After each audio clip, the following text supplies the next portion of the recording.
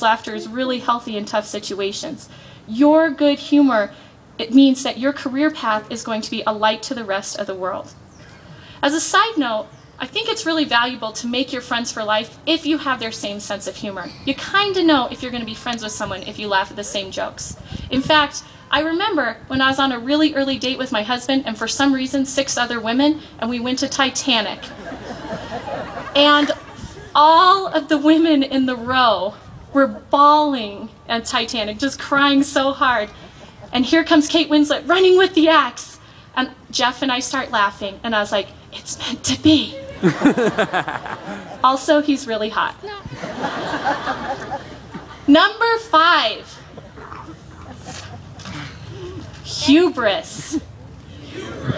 Hubris is a word you're taking with you, not because I want you to have hubris.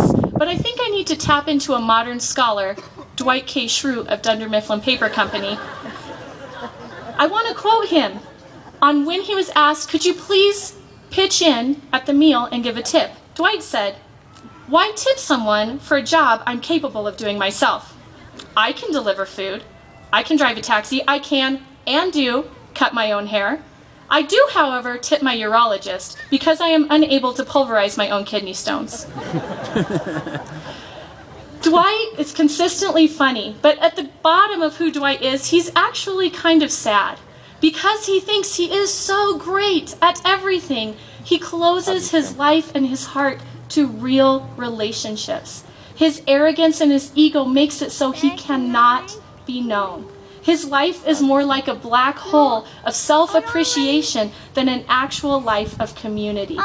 Hubris is pride and arrogance at its worst. And I ask you to think about, as you achieve these incredible dreams, to put aside your arrogance, put aside some of your self-assuredness. You are made for wonderful relationships. You are made for better things than being alone. But pride can separate us from others. And so watch out for that, even as you do great things.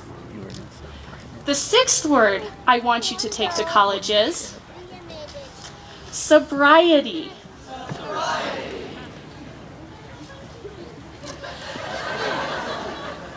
The 7th word I want you to take to college. Altruism. Altruism is synonymous with charity. But that's not just giving your money. It can be giving your time, your talents. It can be using your hobbies to do good things for others.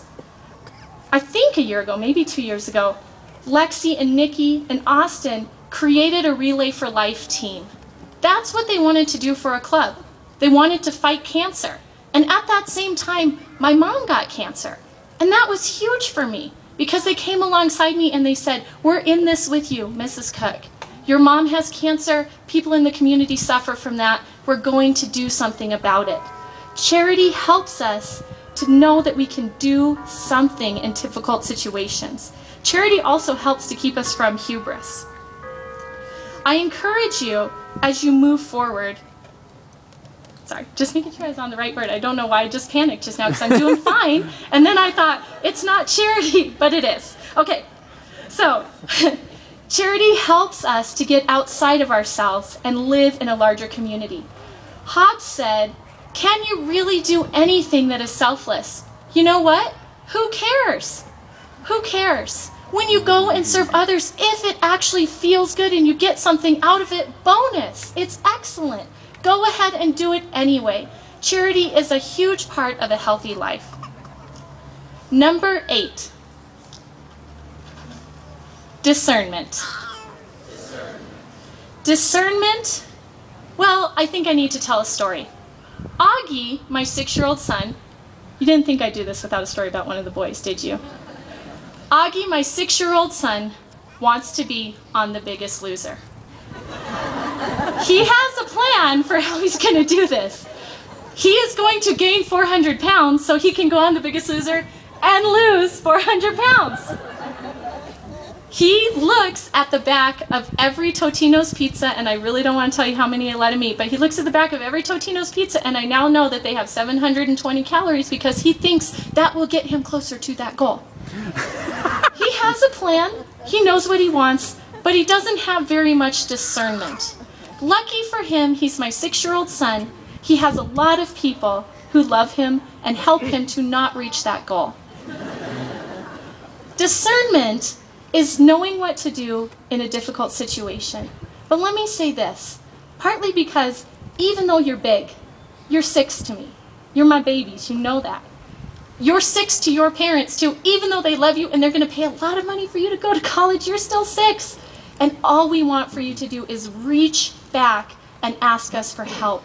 Don't do it alone. Don't forget that your teachers and coaches and friends and parents, they want to know what's going on with you and they want to help you. Believe it or not, we have been there before. We've been heartbroken and excited. We have thought things were a huge deal and we've been terrified. And we want to have you let us know when that happens. If you don't have discernment on your own, ask someone who is old, like Mr. Every, for some wisdom. Number 9, forbearance. One of my best friends in college lost her brother when she was in high school. Her name was Jessica, and her brother had had a lot of heart problems all the way through growing up. One trip to Children's Hospital, doctors made an error and he died. It was very clear that it had been a doctor error, and after the funeral, her parents showed up at Children's Hospital to say, "We forgive you. Thank you for everything you did over the years for our son." They had a right to be angry. There was a mistake and their son died. But what they chose to do instead was to have forbearance, which is to give up their rights to anger, to let go when they're ready to fight. You are passionate. You know who you are. Many of you have debated me heatedly about a lot of things, including my decision to get these bangs the day before graduation, and you were right. You were right about that. As you grow older, you will become more and more sure of who you are, and you will become more and more opinionated. I implore you to take forbearance with you, to give up your right to hit back. Don't get a world peace bumper sticker, create it. Jessica's parents did not create more anger and suffering. Instead, they taught their daughter that forgiveness is one of the most beautiful things that you can hand to someone who is also suffering and feels bad about what happened. My last virtue for you to take with you to college might sound like a strange one. I want you to know I don't mean it in a soccer mom way, although maybe I do a little bit, and it is this one. Vicarious.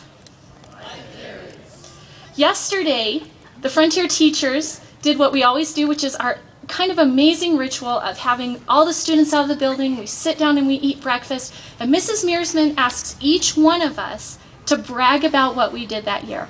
And that's really nice because we do work hard for the students and we love them so much. And we don't always get to say, look at these awesome worksheets I made, because even when I tell them, they don't really care about those awesome worksheets.